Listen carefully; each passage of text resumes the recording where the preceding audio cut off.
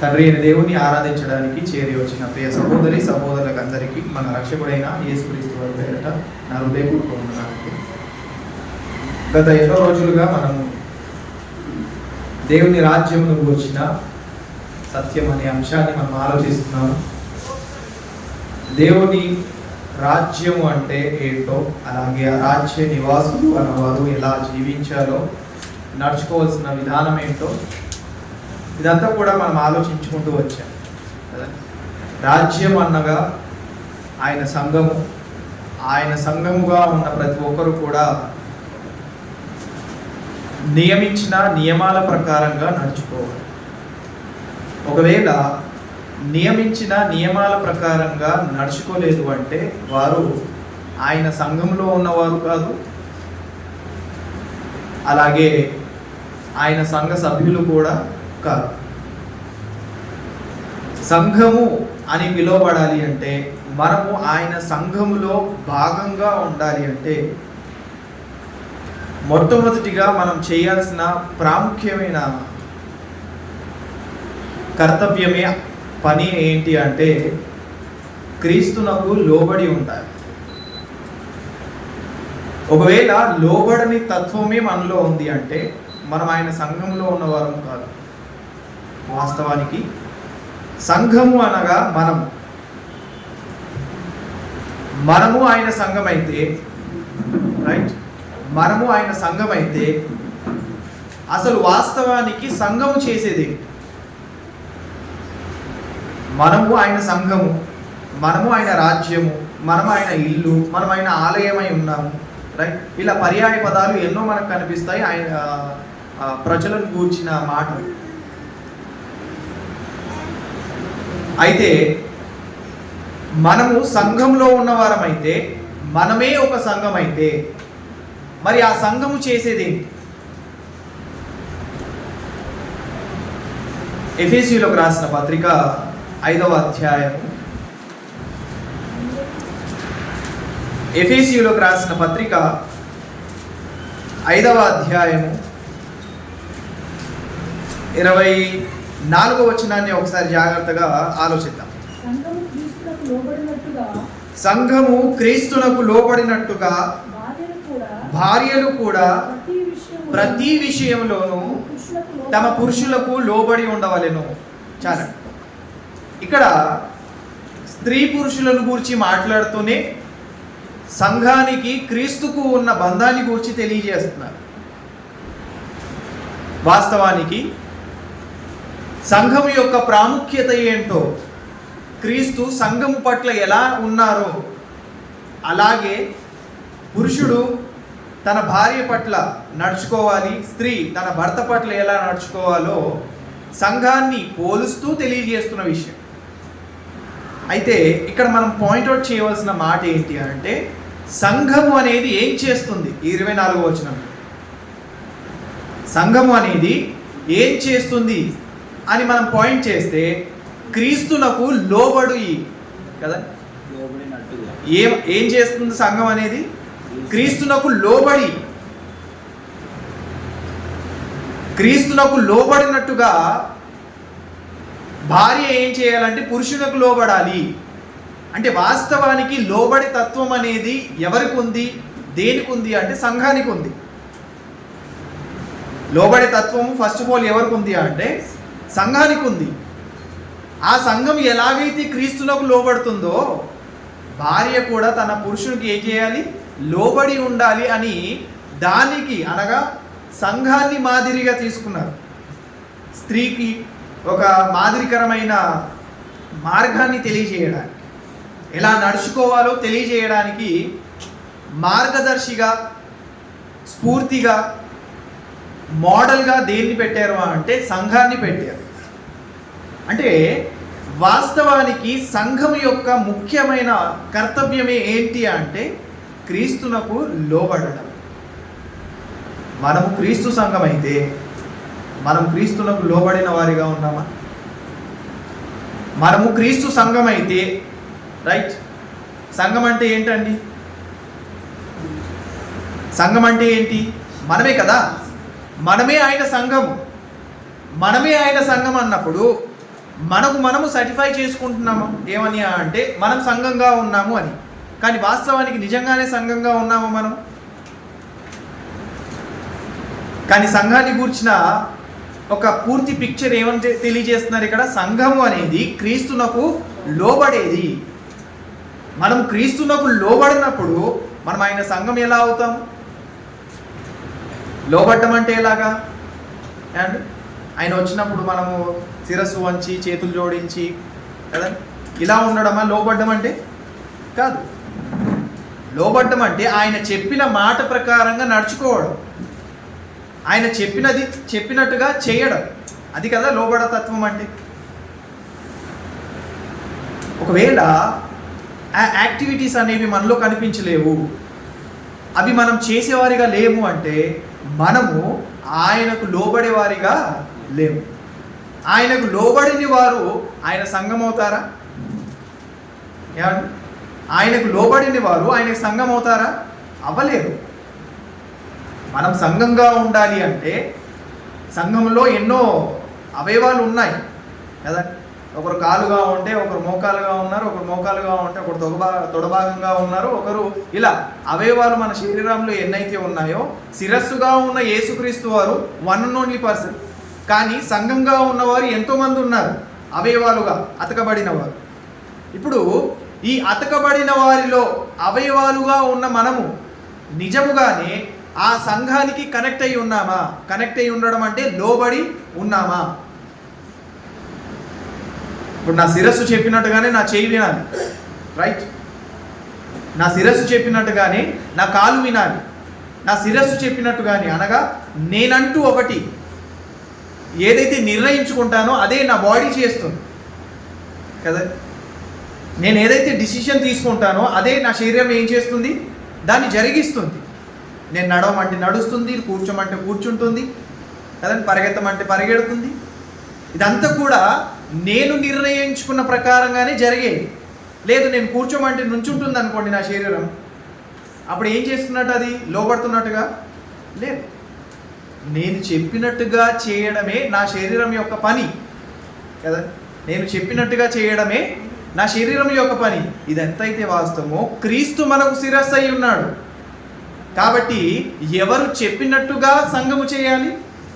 క్రీస్తు చెప్పినట్టుగానే సంఘము చేయాలి. అది కదా లోబడి ఉండడం అంటే.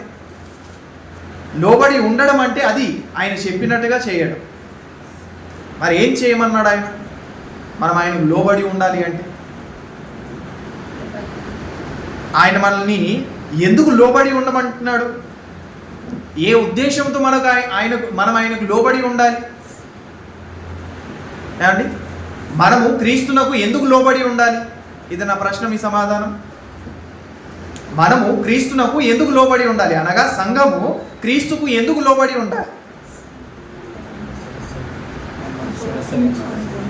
ఆయన శిరస్సు అయి ఉన్నాడు. ఇంకా ఆయన మనల్ని స్వరక్తం ఇచ్చి కొన్నాడు. ఏం చేశాడు? తన స్వరక్తం ఇచ్చి మనల్ని కొన్నాడు. అందుకే మీరు మీ సొత్తు కారు, విలువ పెట్టి కొనబడిన వారు. మీరు మీ సొత్తు కారు. మీ సొత్తు కారు అన్నప్పుడు మీ గురించి మీరు ఆలోచించడానికి వీల్లేదు, మీ గురించి మీరు బ్రతకడానికి వీల్లేదు, మీ గురించి మీరు తప్పించడానికి వీల్లేదు. మరి ఏం చేయాలి? ఎవరి కొరకు బ్రతకాలి? ఎవరైతే మనల్ని కొన్నారో ఆయన కొరకు మనం బ్రతకాలి. ఫర్ ఎగ్జాంపుల్ మీకు అర్థం కావడానికి, పూర్వము ఒక వ్యక్తిని కొనేసారనుకోండి, రైట్? ఒక వ్యక్తిని కొనేసారనుకోండి, ఆ వ్యక్తిని కొన్నప్పుడు ఆ కొన్న యజమాని ఎవరైతే ఉన్నారో ఆ వ్యక్తి పట్ల ఇక ఏ పని అప్పచెప్పినా ఖచ్చితంగా చేయాల్సిందే. ఇంకా దాసుడు కదా, తన సొత్తు. ఇంకా అతడు ఇక ఇల్లు తుడమంటే ఇల్లు తుడవాలి, ఆకిలి తుడమంటే ఆకిలి తుడవాలి, ఒళ్ళు తుడమంటే ఒళ్ళు తుడవాలి. ఇక ఏ పని చెప్పినా అది ఖచ్చితంగా చేయాలి, అది ఎంత కష్టమైనా. ఎందుకు? కొనేసుకున్నాడు. ఇది మీకు అర్థం కావడానికి మన బైబిల్లోనే ఒక హిస్టారికల్గా యోసేపు గారు ఉన్నారు, రైట్? అన్నదమ్ముళ్ళు ఏం చేశారు? ఇష్మాయిల్కి అమ్మేశారు. ఆ ఇష్మాయిల్ దగ్గర నుండి పొత్తుపర్ తీసుకున్నాడు, అతను కొనేసుకున్నాడు. ఇప్పుడు ఇష్మాయేలీయులు అన్న దగ్గర నుండి కొన్నప్పుడు ఇష్మాయేలీయులు ఏదైతే చెబుతారో అప్పుడు యోసేపు గారు ఏం చేయాలి? ఖచ్చితంగా అది చేయాలి. కొనేసుకున్నారు కదా. ఇప్పుడు ఇష్మాయిలీలు కొనేసుకున్నారు. కొనేసుకున్నంత మాత్రాన నాకేం చేసేదిలే అన్నట్టుగా యోసేపు గారు పారిపోయారా? అండ్ ఖచ్చితంగా ఏం చేయాలి ఇప్పుడు యోసేపు గారు? లోబడి ఉండాలి అంతే. ఇప్పుడు పోతిఫర్ కూడా అతని నుండి ఇష్మాయిల్ దగ్గర నుండి తీసుకున్నారు. అతను కూడా కొనేసుకున్నాడు. కొనేసుకున్న తర్వాత పోతిఫర్ ఏదైతే చెప్పారో అప్పుడు యోసేపు గారు ఏం చేయాలి? అలా నడుచుకోవాలి అంతే. ఒకవేళ నడుచుకోకపోతే అతడు ఏ శిక్ష విధిస్తే ఆ శిక్షను అనుభవించాలి. ఇక్కడ పాయింట్ ఏంటంటే, ఒకరు కొనేశారు. కొనేసినప్పుడు ఆ కొనిన యజమానికి ఈ వ్యక్తి ఏమై ఉండాలంటే లోబడి ఉండాలి. చెప్పినట్టుగా ఏ పనైనా చేయాలి. ఎందుకంటే ఇక నా కొరకు నేను బ్రతకడానికి ఏది కూడా ఉండకూడదు అన్న ఒక నిర్ణయం తీసుకొని అతని దగ్గరికి రావాలి. కానీ ఇప్పుడు మనము ఆయన సంఘం అయితే, ఆయన సంఘముగా మనం ఆయనకు లోబడని వారిగా ఉన్నామంటే మనం ఆయన సొత్తుగా ఉన్నామా? మనం ఆయన సొత్తు అన్న భావన కలిగి మనం ఉన్నామా? ఒకవేళ అలా లేము అంటే మనము ఆయన సంఘము కాదు. ఆయన విలువ పెట్టి కొన్నాడు మనం. ఇప్పుడు యోసేపు గారిని విడిపించాలి అనుకుంటే, ఒకవేళ తన ఇంటి వారే వచ్చి, తన అన్నదమ్ముళ్ళే వచ్చి తనను విడిపించాలి అనుకుంటే అప్పుడు ఏం చేయాలో తెలుసా? ఏ వ్యక్తి అయితే ఆ యోసేపు గారిని కొన్నారో అతని దగ్గర నుండి విడిపించడానికి వాస్తవానికి వీలుండదు. కానీ ఒకవేళ వీలు కలగాలి అంటే ఆ యజమాని ఎంత వెల అయితే చెల్లించమన్నాడో అంత వెల చెల్లించే అతన్ని విడిపించాలి. 1000 రూపాయలకి కొన్నాడు, ₹1,00,000 అడిగాడు, లేక ₹1,00,00,000 అడిగాడు అనుకోండి. ఇప్పుడు ఏం చేయాలి? అతన్ని విడిపించడానికి ఖచ్చితంగా ఇవ్వాల్సిందే. ఇప్పుడు నువ్వు తీసుకొని వెళ్ళాలనుకుంటున్నావు కదా, సరే నాకు ₹1,00,00,000 ఇచ్చి తీసుకొని వెళ్ళాను అంటే ₹1,00,00,000 ఇచ్చి తీసుకొని వెళ్ళాలి. అది రూల్. ఇక్కడ పాపం అనే ఆ చెరలో, పాపం అనే ఆ దాసత్వంలో మనం ఉండిపోయినప్పుడు మన కొరకు ఒక గొప్ప వెలను పెట్టి కొన్నది ఎవరు అంటే మన ప్రభు అయిన యేసుక్రీస్తు వారు. మనల్ని ఏం చేశాడు? ఆయన కొన్నాడు. అరే బాబు, నువ్వు చాలా ఇబ్బంది పడుతున్నావు, అక్కడ చాలా నష్టపోతున్నావు, నువ్వు చాలా కోల్పోతున్నావు, కాబట్టి నేనేం చేస్తానంటే నిన్ను అందులో నుండి విడుదల కలగజేస్తాను అనేసి ఏం చేశారు? ఆయన విడిపించాడు. విడిపించి తన రాజ్యంలోనికి ఆయన ఆహ్వానించాడు. తన రాజ్యంలోనికి ఆహ్వానించిన ఆయనను ఇప్పుడు రాజుగా భావించవలసిన మనము అసలు ఏమాత్రము కూడా ఆయనకు నాకు సంబంధం లేదన్నట్టుగా ఉన్నామనుకోండి, ఇక అక్కడ నుండి మనము విడుదల పొందుకొని ఏం లాభం? ఆయన మనల్ని అంత కష్టపడి విడిపించి ఏం లాభం? మనం ఆయనకు లోబడి ఉంటాము అనే ఒక ఆలోచనతోనే కదా ఆయన ఏం చేశాడు? విడిపించాడు. కానీ ఆ లోబడని తత్వము మనలో కనిపిస్తున్నందుకు ఆయన ఇంకా చాలా అంటే చాలా బాధపడు. అందుకే ఇక్కడ మనం ఆలోచించవలసినది ఏంటంటే, వాస్తవానికి సంఘము అనేది క్రీస్తునకు లోబడేది. మనం లోబడని వారిగా ఉన్నామంటే మనం సంఘంగా ఉన్నవారము కాదు అని నిశ్చయించుకోవాలి. ఈ వాస్తవం ఎప్పుడైతే మనకు బోధపడుతుందో అప్పుడే మనం మనల్ని సరిచేసుకునే అవకాశాన్ని పొందుతాం. కాబట్టి సంఘము అనేది క్రీస్తునకు లోబడేది, క్రీస్తు చెప్పినది చేసేదిగా ఉండాలి. క్రీస్తు ఎలాగైతే చేశారో అలాగే చేయాలి. ఆయన విలువ పెట్టి మనల్ని కొన్నాడు. కొన్నప్పుడు ఆ కొనిన వ్యక్తి చెప్పినట్టుగానే చేయాలి కదండి. ఇష్మాయేలీయుల దగ్గర నుండి పోతిఫర్ కొన్నాడు. ఇప్పుడు పోతిఫర్ ఎలాగైతే చెప్పారో యోసేపు గారు ఏం చేయాలి? అలాగే నడుచుకోవాలి. ఇంకా లేదు ఇంతకు ముందు నేను ఇష్మాయిల్ దగ్గర ఉన్నాను కాబట్టి వారు చెప్పినట్టుగా నేను నడుచుకుంటాను అనడానికి ఉందా? ఇక్కడ లేదు. వారు చెప్పినట్టుగా నేను నడుచుకోవడానికి వీల్లేదు. ఇప్పుడు ఈయన నాకు యజమాని. ఈ యజమాని చెప్పినట్టుగానే నేనేం చేయాలి? నడుచుకోవాలి. అలా లోబడే ఈ తత్వంలోనే, లోబడే ఈ ప్రాసెస్లోనే మనకు అప్పగించిన ఒక గొప్ప కర్తవ్యం ఏంటంటే మనము పోరాటము చేసేవారిగా ఉండాలి. ఏం చేయాలి? పోరాటం చేయాలి. ఎందుకు పోరాటం చేయాలి? ఏ లోకం నుండి అయితే వచ్చామో ఆ లోకానికి తిరిగి చేరుకోవాలి అంటే మనము పోరాటం చేస్తేనే ఆయనకు లోబడిన వారిగా మనం ఉండగలం. పోరాటం చేయాలి, అప్పుడే కదా మనం లోబడి ఉండగలం. పోరాటం చేయలేదు అంటే లోబడిని ఆ తత్వం మనలోనికి వచ్చేస్తూ ఉంటుంది. మరి దేనికి లోబడాలి మనము అంటే క్రీస్తు మాటలకు మనం లోబడి చేయకూడని ఏవైతే క్రియలు ఉన్నాయో అవి చేయకుండా జాగ్రత్త పడాలి. ఆ క్రియలతో మనం పోరాటం చేయాలి. గలతీయులకు రాసిన పత్రిక 5వ అధ్యాయము 19వ వచనం నుండి మనం వేటితో పోరాటం చేయాలో అక్కడ తెలియజేస్తున్నారు. శరీర కార్యములు స్పష్టమై ఉన్నవి. గలతీయులకు రాసిన పత్రిక 5వ అధ్యాయము 17వ వచనం. శరీర కార్యములు స్పష్టమై ఉన్నవి. అవేవనగా జారత్వము, అపవిత్రత, కామకత్వము, విగ్రహారాధన, అభిచారము, ద్వేషములు, కలహము, మత్సరములు, క్రోధములు, కక్షలు, భేదములు, విమతములు, అసూయలు, మత్తతులు, అల్లరితో కూడిన ఆటపాటలు మొదలైనవి.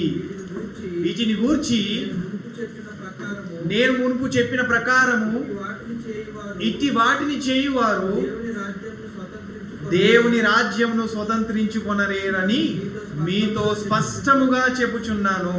పౌలు గారు ఏం చెప్తున్నారు ఇక్కడ? స్పష్టంగా చెప్తున్నారంట. ఏ ఏ క్రియలు ఉన్నాయో ఆ క్రియలు, శరీర సంబంధమైన క్రియలు, అవన్నీ కూడా ఏం చేస్తాయంటే నిన్ను నాశనంలోనికి తీసుకొని వెళ్తూ ఉంటాయి. శరీర క్రియలు. ఇప్పుడు ఈ క్రియలతో మనం ఏమవ్వాలి? పోరాటం చేయాలి కదా. దొంగతనం చేయకూడదు, వ్యభిచారం చేయకూడదు, కామకత్వం అనేది మనలో ఉండకూడదు, మత్సరం అనేది మనలో ఉండకూడదు కదండి, అసూయ అనేది మనలో ఉండకూడదు. ఇవన్నీ కూడా శరీరానికి ఉన్న బలహీనతలు, శరీరానికి ఉన్న కోరికలు. ఇప్పుడు వీటిని ఎప్పుడైతే మనం జయిస్తామో, వీటితో ఎప్పుడైతే పోరాడతామో అప్పుడే క్రీస్తునకు మనం ఏమై ఉంటాము? లోబడి ఉన్నవారిగా ఉంటాం. వీటికి అవకాశం ఇచ్చామనుకోండి, క్రీస్తునకు లోబడి ఉన్నట్ట అండి. శరీర కోరికలకు మనం అవకాశం ఇచ్చినప్పుడు క్రీస్తునకు లోబడ్డామా? లేదు. అంటే క్రీస్తునకు లోబడి ఉండడం అనేది ఏ విధంగా ఉంటుంది? క్రీస్తు చెప్పినట్టుగా ఉండడమే లోబడి ఉండడం. అయితే దేని విషయంలో మనము జాగ్రత్త పడాలి? దేని విషయంలో జాగ్రత్త పడితే ఆయనకు లోబడినట్టుగా ఉండగలమంటే శరీర క్రియలకు మనము కదా జాగ్రత్త పడితే అప్పుడు క్రీస్తునకు లోబడి ఉన్నవారిగా మనం ఉండగలం. మన శరీరంలో ఈ క్రియలు కనిపించకూడదు. 19వ వచనంలో ఏమని చెప్తున్నారు? శరీర కార్యములు స్పష్టములై ఉన్నవి. అవేవనగా జారత్వము, అపవిత్రత, కామకత్వము, విగ్రహారాధన, అభిచారము, ద్వేషములు, కలహము, మత్సరము, క్రోధములు, కక్షలు, భేదములు, విమతములు, అసూయలు, మత్తతులు, అల్లరితో కూడిన ఆటపాటలై మొదలై ఉన్నవి. ఇవన్నీ కూడా ఏంటంటే శరీర క్రియలు. ఈ శరీర క్రియలు ఎవరిలో అయితే కనిపిస్తాయో వారు క్రీస్తునకు లోబడి ఉన్నవారు కాదు. అంటే ఎప్పుడైనా మనం మత్సరపడకుండా ఉన్నామా? ఎప్పుడైనా మనము విభేదాలు చూపించకుండా ఉన్నామా? అండ్ మన వారైతే ఒకరు, వేరే వారైతే ఒకరు అన్న ఆ స్వభావం కలిగిన వారమేగా మనం కూడా. మన ఇంటి వారిని ఒకలాగా చూస్తాము, బయటి వారిని మరొకలాగా చూస్తాము. మన సొంత కుమారులను ఒకలాగా చూస్తాము, బయటి వారి పిల్లల్ని మరోలాగా చూస్తాము. అంటే ఏంటి? భేదం కనుపరుస్తున్నాం మనం. భేదం గలవారిగా ఉన్నాము, విభేదాన్ని కనుపరుస్తున్నాం మనం. అంటే క్రీస్తునకు లోబడి ఉన్నవారము కాదు. ఈ శరీర క్రియలు ఎప్పుడైతే మనలో కనిపిస్తాయో ఇలాంటివి, అప్పుడు మనము క్రీస్తు సంఘంగా ఉన్నవారము కాదు. ఇప్పుడు ఏం చేయాలి మరి వీటితో అంటే? పోరాటం చేయాలి. ఈ సందర్భాలు ఎప్పుడైతే మనకు కలుగుతాయో అప్పుడు మనం వాటితో ఏం చేయాలి? పోరాటం చేయాలి శరీర క్రియలకు. ఎందుకంటే అవి దేవుడి నుండి వచ్చినవి కాదు, మన తండ్రి నుండి వచ్చినవి కాదు. శరీరాశ, నేత్రాశ, జీవబుడము అవి తండ్రి వలన పుట్టినవి కాదు. అది ఈ లోక సంబంధమైనవి, ఈ లోకంలో ఉండిపోయేవి, ఈ లోకంలోనే నాశనం అయిపోయేవి. అది తండ్రి నుండి దూరము చేసేవి. అందుకే వాటితో మనం ఏం చేయాలి? పోరాడాలి. ఆ పోరాటం ఎవరైతే చేస్తారో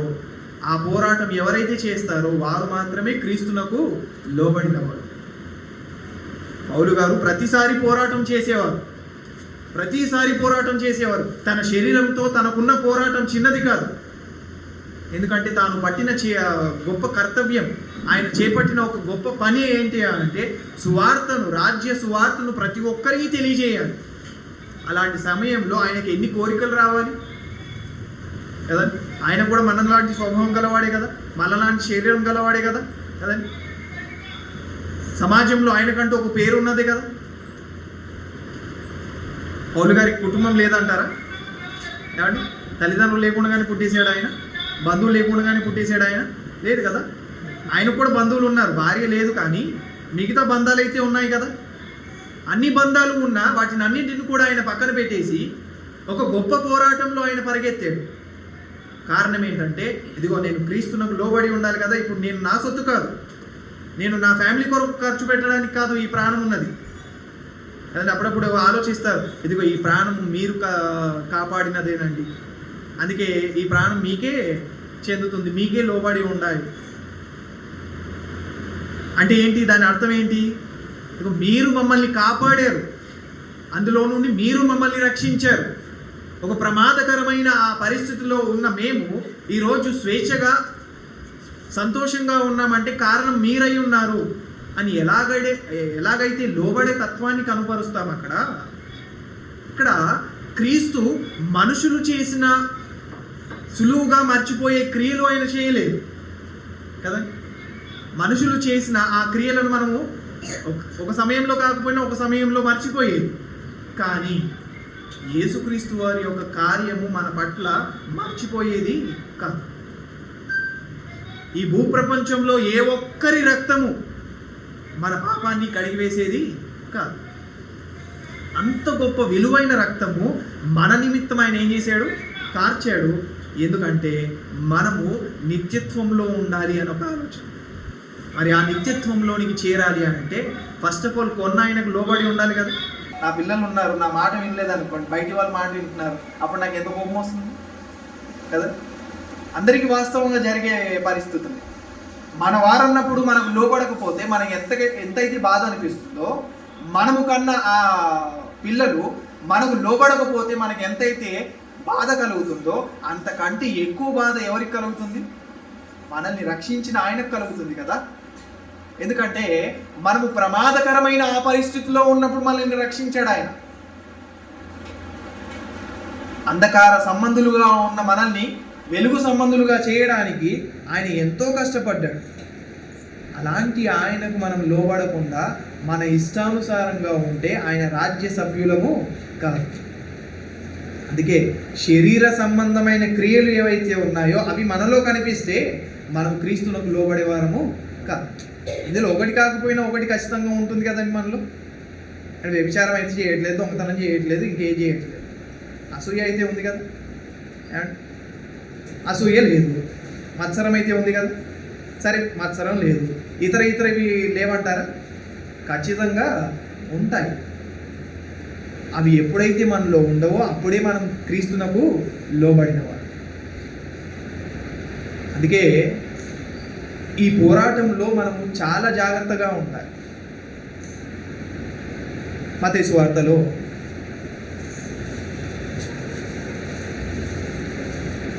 7వ అధ్యాయము 13-14 వచనాల్లో తెలియజేస్తున్న మాటను ఒకసారి జాగ్రత్తగా ఆలోచించండి. మత్తయి సువార్త 7వ అధ్యాయము 13-14 వచనాలు. ఇరుకు ద్వారమున ప్రవేశించుడి, నాశనమునకు పోవు ద్వారము వెడల్పును, ఆ దారి విశాలమునై ఉన్నది, దాని ద్వారా ప్రవేశించువారు అనేకులు. జీవమునకు పోవు ద్వారము ఇరుకును, ఆ దారి సంకుచితమునై ఉన్నది, దాని కనుగొను వారు కొందరే. చాలండి. ఇక్కడ ఏమంటున్నారు? జీవమునకు పోవు ద్వారము అది ఎలా ఉంటుందంట? చిన్నగా ఉంటుంది, ఇరుకుగా ఉంటుంది. ఆ ఇరుకు ద్వారమున ప్రవేశింప పోరాడుడి అంటాడు. అందులో మనం ఏం చేయాలంట? ప్రవేశించడానికి పోరాడాలి. మరి ఏంటి ఆ ఇరుకులు అంటే, ఇదిగో శరీర క్రియలే వాటికి ఉన్న ఇరుకులు. వాటి కోరికలను మనం అంచుకోవడమే చాలా కష్టం కదా. ఈ శరీర కోరికలను అంచుకోవడం ఒక ఎత్తు అయితే, వాక్యాన్ని మనం ఉన్నది ఉన్నట్టుగా ప్రకటించడము, అలాగే వాక్యానుసారంగా మనం నడుచుకోవడము, అపవాదితో పోరాడము, ఇంకా అది చాలా పెద్ద పై ఎత్తుగా కనిపిస్తుంది. ఇక్కడ మనల్ని మనము ప్రొటెక్ట్ చేసుకోవడం, మనల్ని మనం జాగ్రత్త పరచుకోవడం, మనల్ని మనము క్రీస్తులో ఉంచుకోవడం, అదే క్రీస్తునకు లోబడ్డం.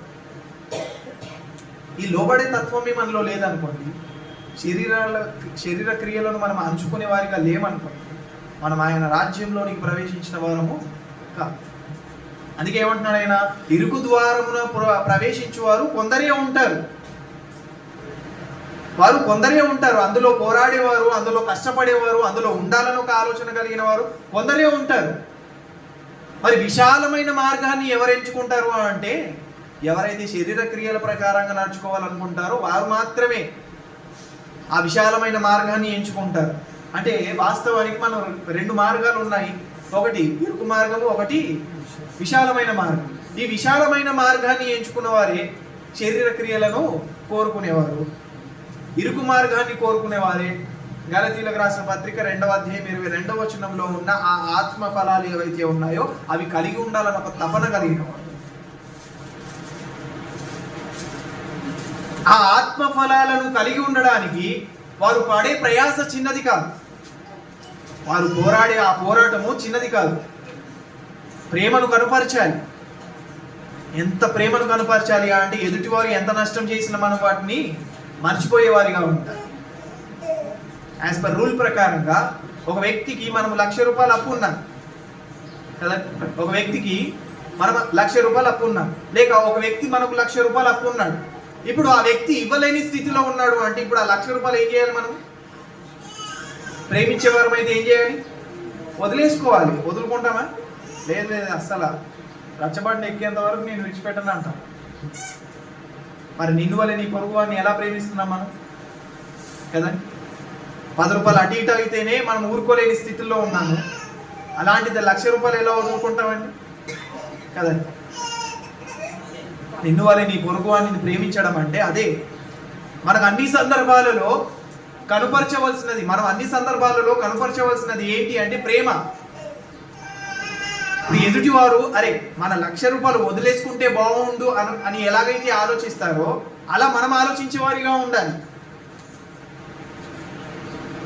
ఆయన మనం చేసిన పాపంలోని ఎలా క్షమించాడో మన సహోదరులు మన పట్ల చేసిన తప్పిదములు కూడా అలాగే క్షమించేవారిగా ఉండాలి. దాన్ని అంటారు నిన్ను వలె నీ పొరుగు వారిని ప్రేమించడం.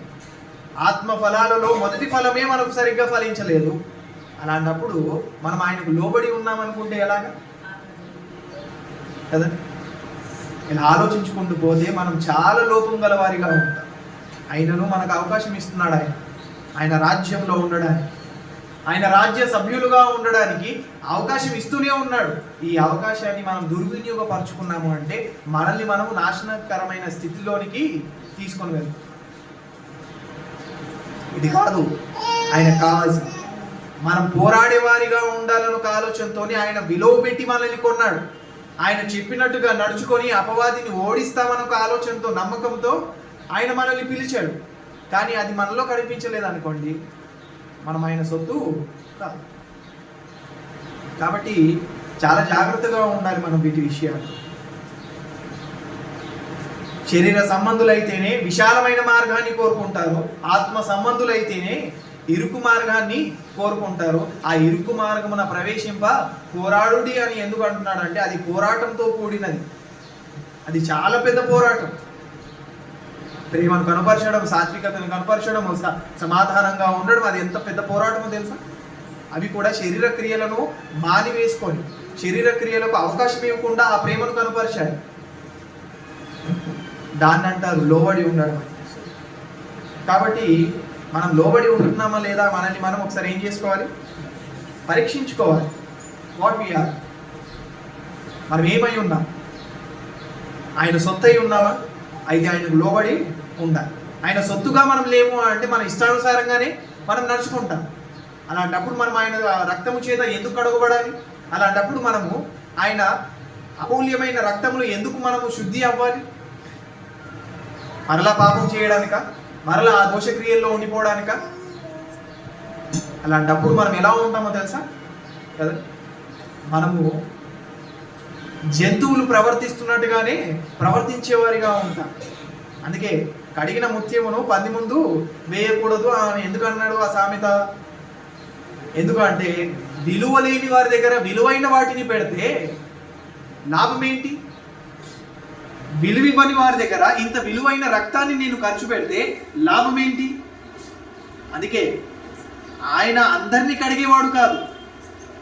బాప్తిస్మం తీసుకున్నంత మాత్రాన ఆయన అందరినీ కడిగేసేయడం అనుకుంటే పొరపాటు. ఆయనకు తెలుసు కదా ఎవరిని కడగాలో ఎవరిని కడగకూడదో కదా. ఎవరు ముత్యముగా ఉంటారో ఎవరు రాళ్ళుగా మిగిలిపోతారో ఆయనకు తెలుసు. వజ్రము చూడ్డానికి రాయిగానే ఉంటుంది కదా, చూడ్డానికి రాయిగానే ఉంటుంది. వాస్తవానికి రాయిలో ఒక రాయి అది వజ్రం. అయితే ఇప్పుడు అన్ని రాళ్ళు వజ్రాలుగా మనం పోలిస్తే ఎలా కుదురుతుంది? కాదు కదా. వజ్రానికి ఉండే విలువ వజ్రానికి ఉంటుంది, దానికి ఉండే ఆ స్పెషాలిటీ దానికి ఉంటుంది, దానికి ఉండే క్వాలిఫికేషన్స్ ఏవైతే ఉన్నాయో ఆ రాయికి ఉంటే అప్పుడు అది వజ్రంగా పిలువబడుతుంది. అలా మనము వజ్రముగా ఉండాలి అంటే మనకు ఉండవలసిన క్వాలిఫికేషన్స్ మనకు ఉండాలి. ఒకవేళ అది లేదు అంటే మనం ఏమై ఉన్నాము? ఆయనకు లోబడి ఉన్నవారము కాదు. కాబట్టి మనల్ని మనం చాలా జాగ్రత్తగా పరిశీలించుకోవాలి. మనము ఏమై ఉన్నాము ఆయనకు? నిజంగానే ఆయన చేత మనం కొనబడ్డామా? నిజంగానే ఆయన రక్తంలో మనం కడగబడ్డామా? నిజంగానే ఆయనకు లోబడి వారిగా మనం ఉన్నామా? లోబడి ఉండడానికి మనం ఆయన చేత పిలువబడ్డామా? లేదంటే మన ఇష్టానుసారంగా మనం నడుచుకోవడానికి పిలువబడ్డామా? ఆయన మనల్ని కొనడానికి గల కారణమే ఆయనకు లోబడి ఉంటాము అనేసి. కానీ మన ఇష్టానుసారంగా మనం నడుచుకుంటే ఆయనకు లోబడి ఉన్నవారము కాదు. అందుకే శరీర క్రియల విషయంలో చాలా జాగ్రత్తగా ఉండాలి. శరీర సంబంధమైన ఆలోచనల విషయంలో చాలా జాగ్రత్తగా ఉండాలి. శరీరానుసారులు శరీర విషయమందు మనసు ఉంచుతారు, ఆత్మానుసారులు అయితే ఏం చేస్తారు? ఆత్మ మీద మనసు ఉంచుతారు. ఆత్మ ఎలాగైతే నడిపిస్తుందో అలాగే నడుచుకోవాలనుకుంటారు. రోమీయులకు రాసిన పత్రిక 8వ అధ్యాయము 5 నుండి 6 వచనాలు మనకు కనిపిస్తుంది. శరీరానుసారులు శరీర విషయమందు మనసుంతుదు, ఆత్మానుసారులు ఆత్మ విషయం మీదే ఏం చేస్తారు? మనసు ఉంచుతారు. శరీరానుసారమైన మనసు మరణము, ఆత్మానుసారమైన మనసు జీవమును సమాధానమునై ఉన్నది అంటున్నాడు ఆయన. ఆత్మానుసారమైన మనసు మనలో ఉంటే మనలో జీవము సమాధానం ఉంటుంది. శరీరానుసారమైన మనసే అయితే మనం ఏమై ఉంటాము? మరణం గలవారిగానే ఉంటాం, నిర్జీవ స్థితిలోనే ఉంటాం, నాశనకరమైన మార్గంలోనే నడుస్తున్నాం. కాబట్టి అలా కాకుండా మనల్ని మనం జాగ్రత్త పరచుకోవడమే మనకున్న అవకాశం. వీటిని కూర్చిన ఇంకా పూర్తి ఎక్స్ప్లెనేషన్ తర్వాయి భాగంలో మనం తెలుసుకోవడానికి ప్రయత్నం చేద్దాం. అంతవరకు మనకున్న పోరాటము శరీరంతో అన్న విషయాన్ని మనము మర్చిపోకూడదు. మనకున్న పోరాటము ఈ శరీర క్రియలతో అన్న విషయాన్ని మనం మర్చిపోకూడదు.